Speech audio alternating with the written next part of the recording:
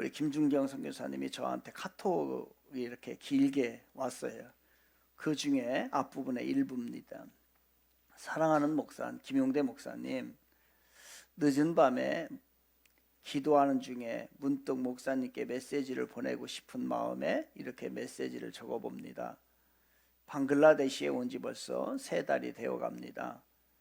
며칠 전에는 비자 오피스에 다녀왔습니다.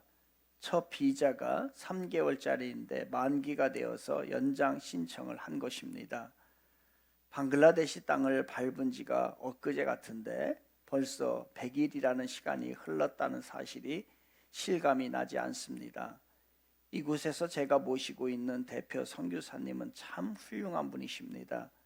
30년 동안 한결같이 주님을 바라보며 사역을 하신 분이십니다.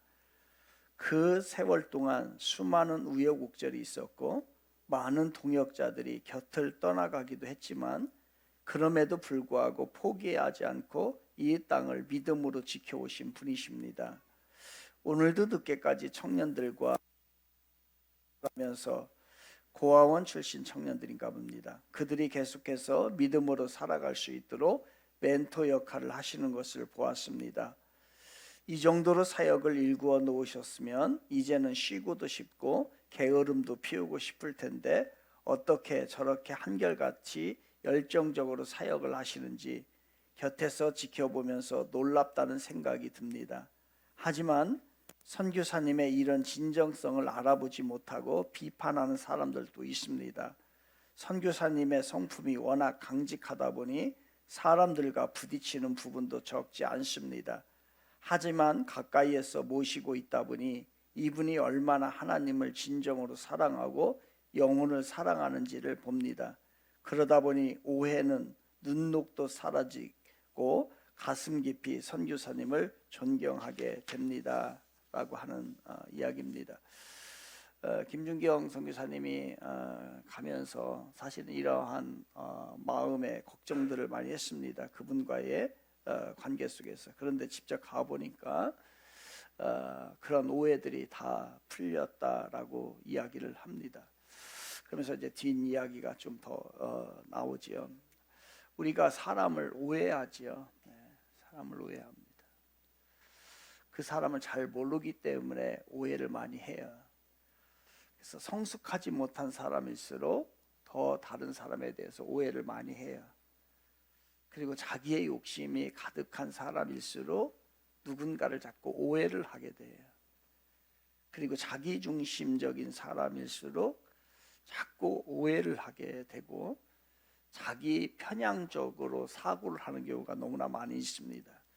어떤 글에 이렇게 글이 나와 있더라고요. 특별히 위대한 사람일수록 오해가 많답니다. 이렇게 나와 있어요. 피타고라스, 소크라테스, 예수, 루터, 코페르니쿠스, 갈릴레오, 뉴턴은 모두 오해를 받았다.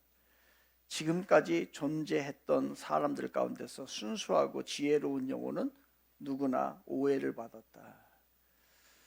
그러니까 위대한 사람일수록 더 오해가 많다라고 하는 이야기입니다.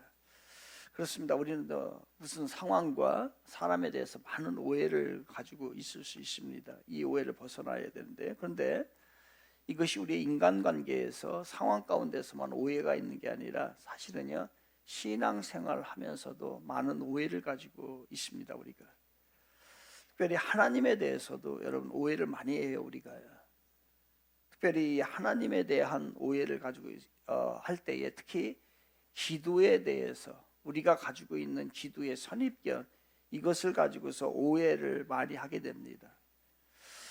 기도에 대한 오해 우리가 많이 가지고 있는데 그 기도에 대한 오해는 무엇일까? 이거를 풀으셔야 됩니다. 그래야 신앙이 더 성숙하고 그리고 진실한 신앙생활을 할 수 있게 됩니다. 예수님께서 최후의 만찬에 제자들과 함께 있을 때에 그때에 진짜 황당하기 그지없는 말씀을 하셔요. 약속을 하죠. 그 말씀이 요한복음 14장 14절인데 한번 볼까요? 시작. 내 이름으로 무엇이든지 내게 구하면 내가 행하리라. 아멘. 여러분 이 말씀 믿으십니까? 내 이름으로 무엇이든지 내게 구하면 내가 행하리라.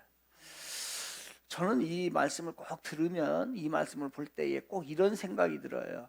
꼭 내가 백지수표를 받은 것 같아요.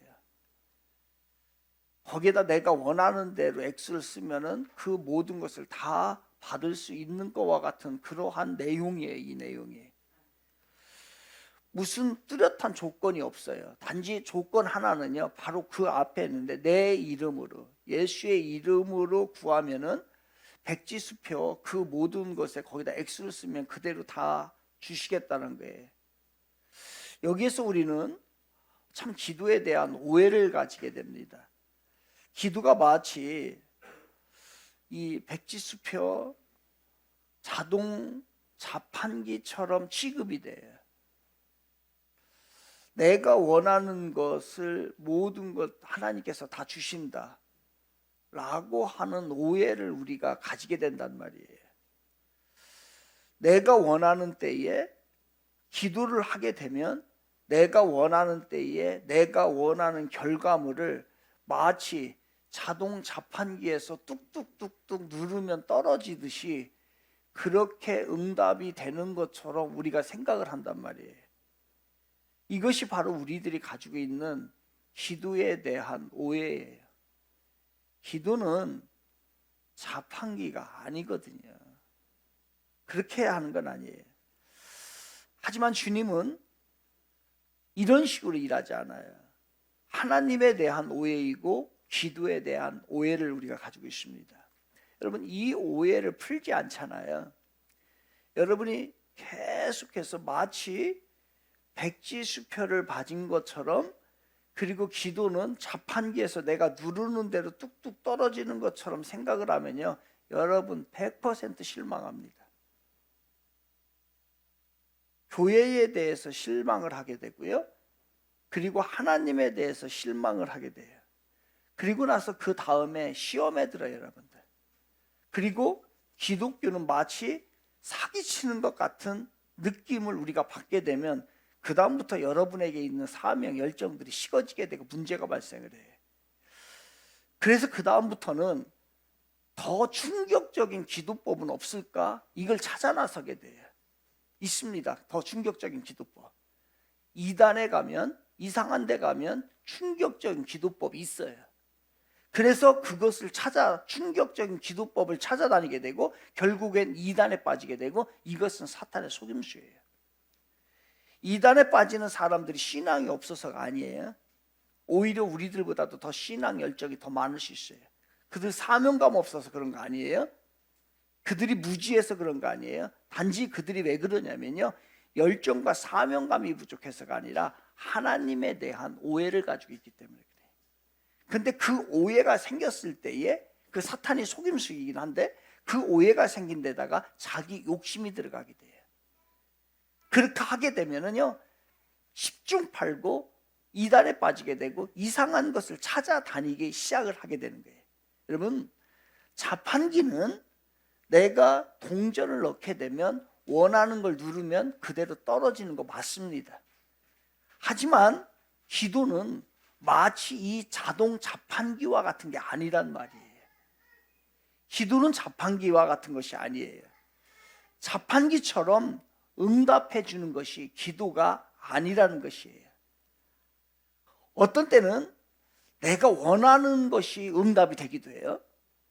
그런데 또 어떤 때는 내가 원하는 것이 아닌 다른 것으로 바꿔서 하나님이 응답해 주시기도 해요. 또 어떤 때는 내가 원하는 시기가 아니라 원하는 시기보다도 빨리 응답해 주기도 하고 더 늦게 응답해 주기도 하는 게 기도예요. 이것을 우리가 정확하게 알아야 됩니다. 기도 응답에 대해서 자판기식으로 우리가 이해를 하게 되면 하나님을 마치 심부름꾼으로 여기게 되는 거예요. 우리가 하나님을 마음껏 내가 조작할 수 있구나, 내가 마음껏 사용할 수 있구나, 내가 하나님을 마음껏 이용할 수 있구나, 이러한 심리에서 우리가 나타나는 거예요. 여러분, 도깨비 방망이 이야기를 하는데, 도깨비 방망이는 내가 원해서 뚝 치면은 내가 원하는 것이 툭 튀어나와요. 여러분, 지니 램프에서 지니에게 요구를 하게 되면 지니가 나타나서 우리의 모든 소원을 다 들어줘요. 이런 식으로 하나님은 역사하는 게 아니에요. 즉 주님은 여러분의 저의 심부름꾼 아니에요. 오해하지 마세요. 여러분들이 원하는 것을 다 들어주기 위해서, 그것을 이루어주기 위해서 심부름 다니시는 심부름꾼이 아니란 말이에요. 우리 하나님은 우리의 주님이시고 우리 모든 삶의 주권자이심을 믿으시길 바랍니다. 어디심 아니에요. 그렇기 때문에 그 주권자, 우리의 주인이기 때문에 우리의 마음속에 스스로 이 마음속에서 경건하게 하나님을 경외할 수 있는 마음이 나타나는 거예요. 우리 신앙이 좀 깊어지면 하나님을 두려워하는 마음이 생겨요. 하나님에 대해서 경솔하지 않아요. 절대로 그렇게 하면 안 돼. 어디 우리가 하나님을 내 마음대로 심부름을 시키고 그 다음에 내 마음대로 함부로 하고 그분의 이름을 들먹들먹하면서 내 욕심을 챙기는 그러한 존재로 우리가 여기서는 절대로 안 돼. 하나님 그런 분 아니에요. 우리가 생각하는 것보다도 더 두려운 마음으로 하나님 앞에 나아가야 돼. 그 사랑 안에서의 두려움을 뭐라고 했어요? 경외라고 했어요. 경건. 경건하게 해서. 그런데 우리는, 주님은 우리의 심부름꾼이 아니라 우리의 주인이시고 여러분의 주권자이십니다. 우리가 주님을 통해서 우리가 주님을 통제하는 게 아니에요. 여러분이 주님을 통제하는 게 아니고 주님이 우리를 향한 통치권을 갖고 계신 것이죠. 그러니 하나님을 자판기처럼 여기는 사람들, 왜 그럴까? 왜 사람들은 그렇게 우리 생각을 할까? 나는 그렇게 생각하지 않는다라고 생각을 하지만 사실요, 우리들의 신앙의 모습을 보게 되면 하나님을요 마치 자판기 이용하듯이 심부름꾼 시키듯이 이용한단 말이에요. 왜 그럴까? 그거는요, 하나님과의 나와의 관계를 중요하게 여기는 게 아니라 거래를 하기 때문에 그래요. 오직 하나님은 이 우주 만물 속에서 인격적인 친밀함을 원하는 존재가 사람이에요. 그래서 그 사람 안에만 영혼을 넣어놨어요. 나머지 동물이나 이러한 식물들에게는 영혼이 없단 말이에요. 즉 주님과의 인격적인 친밀함을 원하지 않고 문제 해결, 문제 풀이 정도로 생각을 하는 사람들이 있기 때문에 하나님을 심부름꾼이나 자판기 정도로 여기게 되는 거예요. 바꾸셔야 돼요. 이거 오해예요. 이거를 바꾸지 않으면 우리들은 영원히 우리 주님을 경외하는 마음이 우리 안에 없어요. 이 예배 시간도 마찬가지입니다. 이 예배 시간도 하나님을 경외하는 시간이에요. 하나님을 두려워하는 마음으로 예배하는 그러한 시간이지, 내 요구가, 내 문제를 해결하는, 그거 해결받으려고 오는 시간이 절대로 아니란 말이에요. 여기서 우리가 알아야 될 게 있어요. 내 이름으로 무엇이든지 구하면 행하리라. 내 이름으로 무엇이든지 구하면 행하리라 라고 했을 때 여기에서 이끌어 가시는 분이 바로 주님이라는 거예요. 행하는 분이 주님이라는 거예요. 바로 주님이에요. 그렇기 때문에 우리는 이끌려 가는 존재예요. 여러분, 우리는 그런 존재임을 우리가 분명히 해야 돼요. 우리는 철저히 주님을 바라보지 않으면 살아가지 못해요.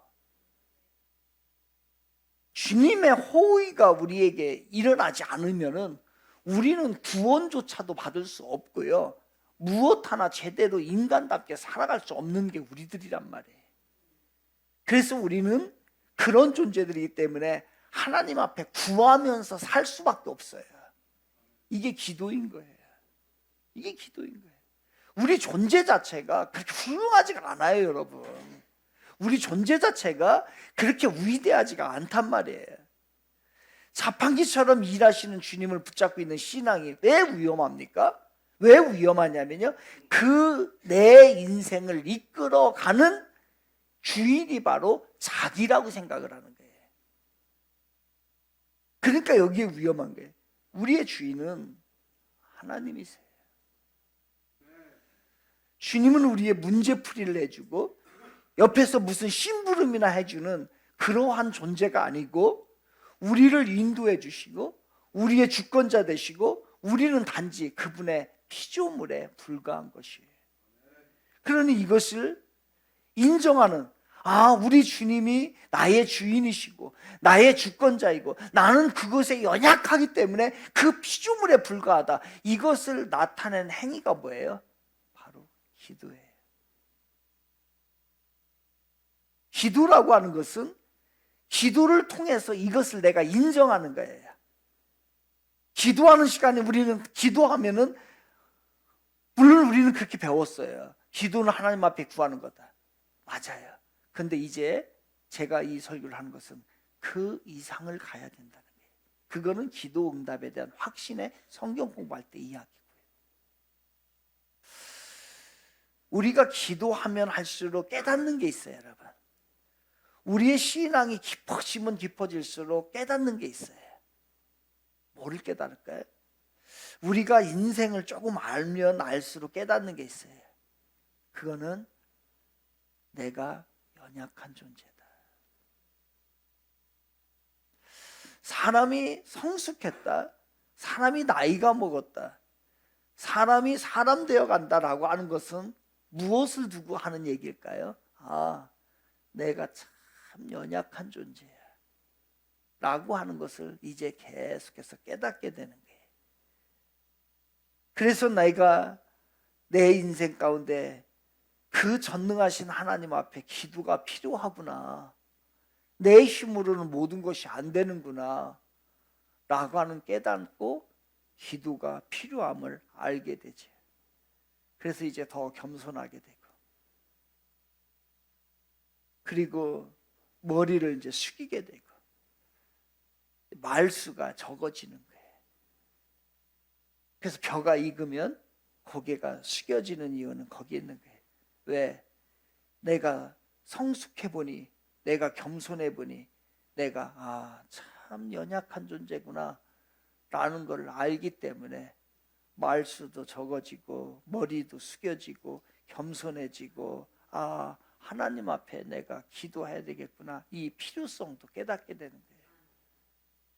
그러니 하나님 앞에 나가게 돼요. 주님과 나와의 이런 관계, 이거를 잘 묶어주는 거, 접착시켜주는 접착제와 같은 역할을 하는 게 뭐냐면 기도예요. 그걸 아는 게 기도란 말이에요. 그래서 우리는 기도할 때 우리가 원하는 대로 주시지 않는 경우가 허다하다는 걸 알고 있어요. 우리의 욕심도 알고 있어요. 그분이 원하는 대로 그분의 때에 주실 것이라는 확신도 우리에게 있는 것이에요. 그러니 기도를 통해서 기도하다 보면 여러분, 무엇이 우리들에게 훈련이 되냐면요, 인내가 훈련이 돼요. 기도하지 않는 사람은 조급해요. 그냥 안 되지, 왜 안 주시지. 근데 기도하다 보면 그게 아니라고 하는 걸 깨닫게 되는 거예요. 점점점. 그래서 더 인내를 배우게 되고 더 진득해지고 사람이 더 무게감 있게 보이는 거예요. 무엇을 갖고 무엇을 위치를 취해서 아니에요. 그럼에도 불구하고 가벼운 사람들 많잖아요. 마치 휴지 조각 날아다니시듯이, 쓰레기 막 바람 불면 날아다니듯이. 그런 인생이 아니라 무게감이 있는 거예요. 그건 왜냐하면 인내를 알고 성숙해졌기 때문에 그래요. 즉시 안 주세요. 왜냐하면 인내를 우리에게 배우게 하겠어요.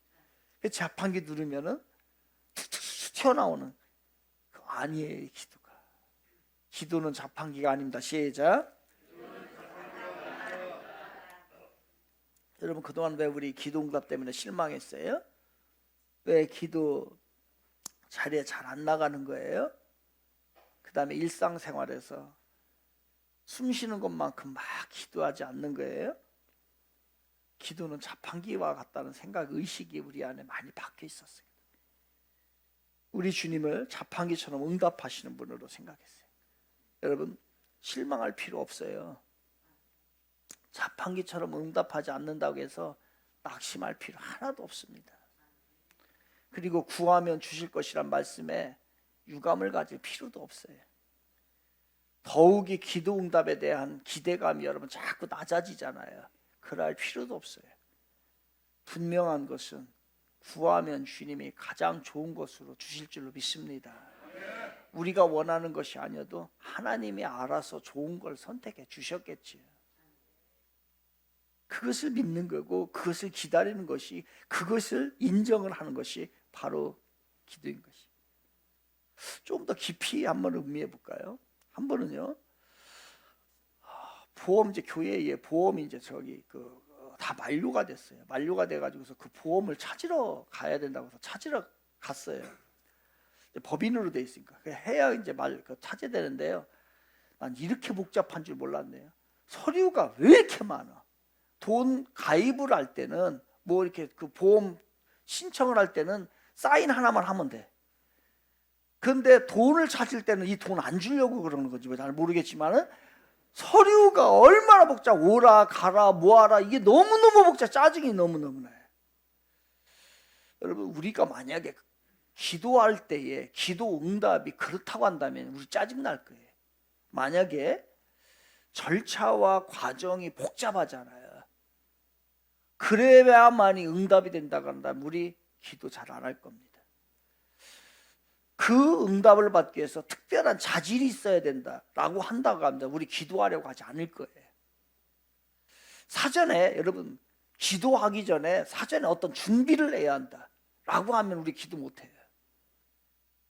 목욕제게 다 하고, 이건 미신들이 하는 일이에요. 대상이 없기 때문에, 확신이 없기 때문에 그렇게 하는 것들이에요. 목욕제게 하고 하라고, 새벽 예배 목욕제게 하고 나오라고 하면은 안 나와요. 네. 그런데 미신들은 그렇게 해요, 진짜로. 여러분, 기도 응답 받기 위해서 피해야 할 금기 사항들이 좀 있다. 그거를 금기하고 나와야 된다라고 하면 나올 수 있겠어요? 여러분, 일주일간 술 끊고 나와야 돼. 술 한 모금도 마셔서는 안 되라고 하면 되겠어요?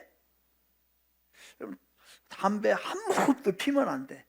그리고서 나와야 기도 응답이 된다라고 하면 여러분 되겠냐고요? 반은 안 될걸? 기도하기 전에 준비가 복잡하지 않아요. 이 얘기를 하는 거예요. 주님께서는. 하나님은요, 우리들의 근성을 너무너무 잘 아세요. 우리 근성, 저와 여러분의 근성이 뭐예요? 핑계대는 근성. 아주 선수. 그죠? 이래서 못해요, 저래서 못해요, 이것 때문에 안 돼, 저것 때문에 안 될 거를 우리는 이게 선수예요. 그래서 다 알아요. 이것 때문에 이랬어요, 저것 때문에 저랬어요. 그러면 그저 이것 때문에 기도 못했어요, 저것 때문에 조건을 달았다면 내가 이거 자격이 안 돼서 이렇게 말을 할 거란 말이에요. 하나님이 그 모든 것을 너무너무 잘 아세요. 그래서 그 조건을 아무것도 없는 거예요. 아무것도 요구하지 않을 테니까 그냥 나와서 기도하면 돼. 이게 주님이 요구하는 거예요. 반듯한 모습 아니어도 돼. 반듯한 모습 아니어도 되니까 있는 모습 그대로 가지고 와. 그러면 내가 언제든지 만나줄게. 이게 주님의 약속이에요. 여러분, 기도한 후에 또 우리 원래대로 돌아가고 또 넘어질 거 우리 주님이 알아요. 그럼에도 불구하고 와서 기도해. 그럼 내가 너의 필요를 해결해 줄게. 이게 바로 주님이 우리들에게 요구하는 거예요. 목욕제기 안 해도 돼요. 금주 안 해도 된다는 얘기예요. 제가 늘 하는 고민이 하나가 있어요. 그건 바로 뭐냐면요, 저의 기도를 이제 과거에 가로막는 것 중에 하나가 뭐냐면 죄책감이었어요. 주님께 나아가는데 늘 무엇을 구하려면 제 마음속에 나 같은 게 이런 것을 구할 만큼 내가 의로운 사람일까? 라고 하는 생각을 많이 사로잡혔어요. 죄책감이죠. 기도로 무엇인가를 막 구한다고 하는 것이 내 안에서 위선적이다라는 생각이 드는 거예요. 내가 한 행위는 그렇게 진짜 추한데 그 거룩하신 하나님 앞에 가가지고 이것 달라 저것 달라 하는 것이 너무 죄책감이 드는 거예요. 그리고 또 저는요, 이게 제가 치고 빠지는 선수예요. 필요할 때 주님께 막 달라고 하거든요. 그런데 그러다가 어느 순간에 좀 편해지고 조금 해결되잖아요. 그 다음부터는 쭉 빠져버려요. 한번 치고 빠지고 치고 빠지고 이게요, 제 잘하는 일이에요. 그런 데가 뭘 구하겠어요. 그리고 또 이거 해결되면 우리 뻔히 알잖아요. 그 다음에 하나님 앞에 안 나와요. 그때는 막 그냥 급해가지고 주여 이것 좀 해주세요 라고 하면서 막 그 주님한테 달라붙지요. 그 해결돼 보세요. 한 사람도 없어요. 해결 안 돼요. 이것만 해주시면 주님의 뜻대로 살겠습니다. 그렇게 지킨 사람 제가 못 봤어요. 그건 다 저와 우리의 똑같아요. 기도를 마치고 나면 또다시 정상적인 모습으로 죄 자리에 나가고 또 죄 짓고 마치 이런 것 같아요. 더러워가지고서 양말을 빠르려고 저기 세탁기에다 집어넣는데 내일 나갈 때 그 세탁기에 있는 양말 다시 꺼내신다. 이게 우리의, 이게 우리란 말이에요. 아직도 고질적으로 죄 짓는 것에 대해서 돌아서지 못해. 그러다 보니까 우리 안에 죄책감 같은 것이 막 있어서 하나님 앞에 못 나가요. 제가 딱하죠. 제 모습이 이래. 제가 불쌍해 보이죠. 제가 쓰레기처럼 보이죠. 하지만 여러분은 어떠세요? 똑같아요. 더 쓰레기라고 할 건 없고 똑같아요. 제가 보기에 이것이 바로 의인이면서 동시에 죄인으로 살아가는 우리의 뿌리 깊은 우리의 본성이란 말이에요.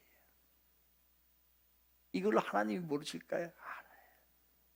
그러한 죄책감, 이 죄책감이 하나님 앞에 담대하게 나가지 못하게 하고요, 하나님 앞에 강청하게 막 붙잡고 하나님 앞에 기도하지 못하게 하는 것이 바로 이 죄책감이에요. 저도 이것 때문에 시달렸었거든요. 그런데 이것에서 자유로는 저의 고민이 해결이 돼요. 만일 기도 응답을 받으려면 먼저 우리가 죄를 먼저 다 토해내고 다시는 그러한 죄를 짓지 않아야 한다라고 하면은 여러분 우리 얼마나 절망해요. 어떻게 그 기도의 자리에 나가 하나님 앞에 나갈 수 있어요? 아무리 기도가 좋은 것을 알더라도 그 조건을 내가 채울 수가 없는데 어떻게 나가요? 못 나간단 말이에요. 주님의 응답은 그렇다고 한다면, 이런 조건이라고 한다면 몇 명의 위대한 신앙의 영웅들만, 진짜 그런 사람들만 기도 응답을 받고 나아갈 거예요. 그러나 그러한 조건 안 달아요. 그러니 우리같이 늘 죄 짓는 사람들도 하나님이 위로하고 다시 기도의 자리로 나아갈 수 있게 만드는 거지요. 죄 많은 나도 기도하면 응답해 주신다는 것이 우리의 희망이고 주님의 위로입니다. 앞으로 또 죄 짓고 넘어질 거 또 알아요. 우리는 다짐하고 또 약속해보지만 넘어지고, 그럼에도 불구하고 기도하면 하나님께서 응답해 주시고 우리를 끝까지 사랑해 주신다는 것은 바로 이게 굿뉴스, 기쁜 소식이에요. 이게 복음이에요.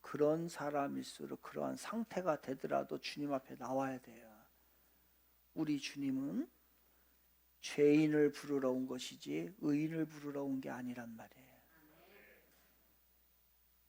혹시나 그러한 사람이 옆에 있다고 한다면 술 냄새가 나고 담배 냄새가 나도 잘한다는 얘기는 아니에요. 그러나 우리는 그 사람을 이해를 해줘야 된다는 거예요. 그런 사람일수록 교회가 와야 돼요. 오카노 목사님이 이런 얘기를 하는 걸 한번 들었어요.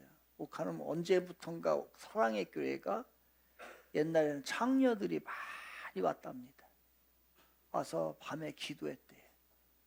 그런데 어느 순간부터 그들이 한 사람도 안 오고 양복 입은 뻔듯한 사람들만 오기 시작하더라는 거예요. 그때부터 오카노 목사님은 사랑의 교회가 타락했다라고 얘기를 해요.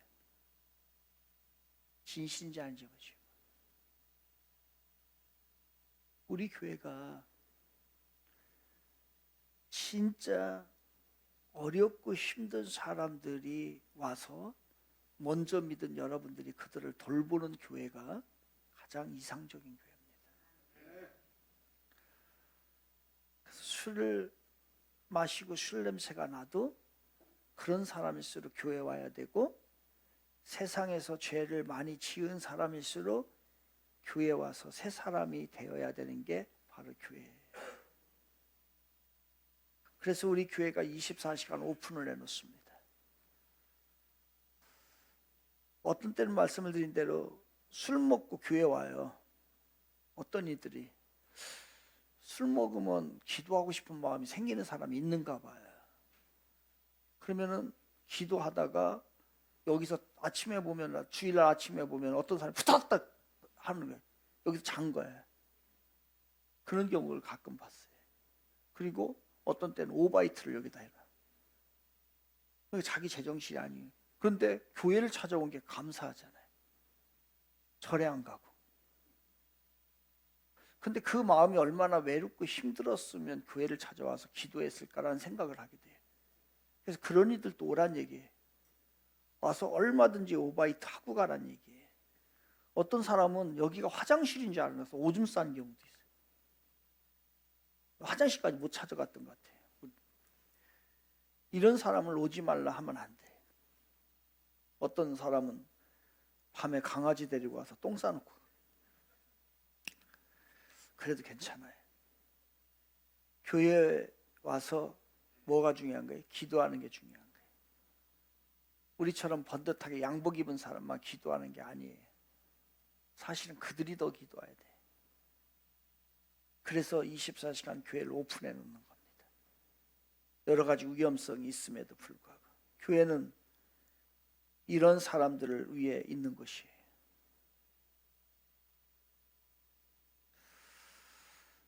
그렇다고 여러분들 술, 담배를 계속 하라는 얘기는 아니에요. 몇 년이 교회 다닌 지 몇 년이 됐음에도 불구하고 아직 안 끊은 사람들은 좀 문제가 되지요. 우리가 주님께 나오는 것은 죄가 있기 때문에 나오는 거예요. 죄가 없다면 주님께 나올 필요가 없습니다. 앞으로 살아가면서 또 죄를 지을 것이기 때문에 우리는 또 주님 앞에 나오는 거예요. 지난주에 또 어려운 가운데, 죄 가운데 있었지만 또 다음 주에도 자신 없어요, 저도. 그래서 오늘 주님 앞에 나와 예배드리고 새롭게 또 다짐하는 겁니다. 우리 주님은 어머니가 끓여주는 된장찌개 같은 그런 거예요. 자식이 말썽을 피우고서 나가버렸어요. 그런데 거지가 돼서 돌아왔는데 아무것도 묻지 않아요. 아무것도 묻지 않고 따뜻한 된장찌개로 밥상 하나를 딱 차려줍니다. 그 자식을 위하여 따뜻하게 끓여주는 된장찌개 그 밥상, 그런 것이 바로 기도예요. 힘들 때 그거 하나 먹고 회복되는 거예요. 그런 주님과 함께하는 것이 뭐라고요? 기도라는 거예요. 기도 잡한 게 아니에요. 그런 거 아니에요. 기도는 따뜻한 하나님의 사랑이에요. 그 사랑을 주려고 기도하라는 거예요. 기도는 하나님께서 우리에게 주신 최고의 선물이고 최고의 밥상입니다. 이 밥상 한번 받으세요. 그게 바로 기도예요. 기도는 자판기가 아니에요. 주의 사랑입니다. 최고의 선물이고 밥상입니다. 기도합니다.